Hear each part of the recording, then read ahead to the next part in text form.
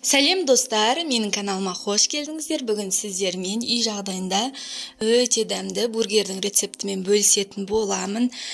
Каналға тіркеліп, осы видеоға лайк басып қойыңыздар. Ең алдымен өзімізге керекті фаршты аламыз. Мен жарты килограммдай фарш алдым. Дәміне қарай тұз, қара бұрыш сеуіп, жақсылап араластырып аламыз. Фарштарыңыз неғұрлым майлы болса, соғұрлым дәмді болады. Мен 1 шай қасық тұз, 1 шай қасық қара бұрыш салдым. Жақсылап араластырып аламыз. Бургердің булочкасын өткен рецептте бөліскен болатынмын. Менің каналымнан қарап жасасаңыздар болады. Міне енді видеода көрсетілгендей етіп, осылай дөңгелекшелер жасап аламыз. Бірнеше дөңгелекше жасап аламыз. Тура осылай жасаймыз. Сіздерге де жасап көруге кеңес беремін. Өте дәмді болады. Міндетті түрде осы рецептпен жасаңыздар. Достар, менің каналымдағы бургердің лепешкасының жасалу рецепті өте оңай. Сіздерді жасап көріңіздер. Төменге описанияға сілтемесін қалдырамын. Міндетті түрде сол рецептпен жасаңыздар. Өте дәмді болады. Мен осы жарты килограмм фарштан 8 котлет шықты. Осылай жасап алғаннан кейін үстінен осылай басып шығамыз. Болғаннан кейін бетіне пищевой пакет жауып, морозильникке қоя тұрамыз. Бір жарты сағатқа қойып аламыз. Сәл-пәл сырты қатты болу керек. Неке котлеттеріміз дайын болды. Бетін пищевой пакетпен жауып, жарты сағатқа морозильникке салып аламыз. Сырты сәл-пәл қату керек. Жарты сағат өткеннен кейін алып, қызып тұрған тападағы майға пісіретін боламыз. Мен ең алдымен біреуін пісіріп көрдім. Тапаға салатын кезде осындай темір немесе ағаш лопатканың көмегімен салған дұрыс. Екі жағын 7-8 минуттай уақытта пісіріп алдым. Оған дейін котлеттеріміз дайын болғанша соусын дайындаймыз.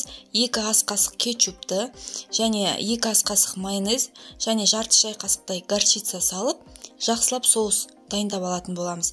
Мінекей соусы дайын.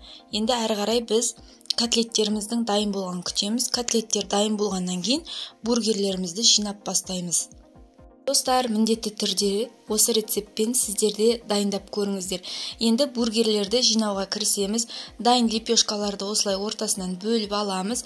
Астыңғы бөлігіне жаңағы дайындаған соусты жағып, бетіне одан кейін салат жапырағын, котлетті осылай видеода көрсетілгендей реттілікпен жасайтын боламыз.